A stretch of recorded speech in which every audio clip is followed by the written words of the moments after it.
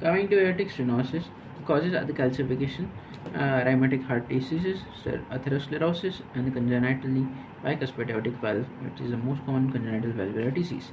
And what is the pathology? As the aortic stenosis is there, the blood will not be going outside, and the accumulation will be in the left ventricle. Thus, the pressure overload will be there, leading to concentric hypertrophy, and if not treated it could lead the left ventricular failure, and this left ventricular pressure increase at last leads to pulmonary congestion. Okay, now the symptoms are the angina, exertional syncope, and the dyspnea.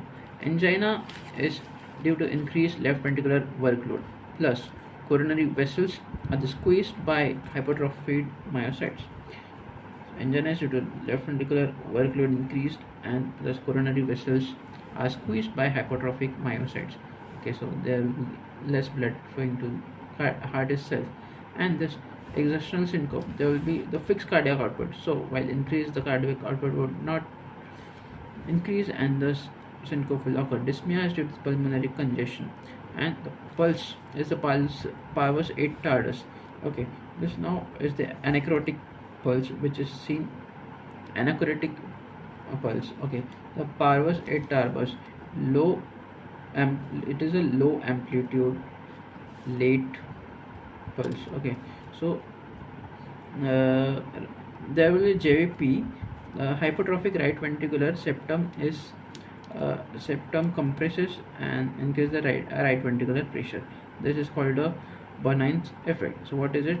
Hypertrophy of the right ventricle is there, and this septum also compresses as the left ventricular its accumulation is there, increase the right ventricular pressure and causing the Bernstein's effect.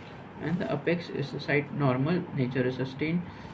On heart sounds, S1 is soft, where at metal stenosis there would loud house sound, loud S1. S2 is split.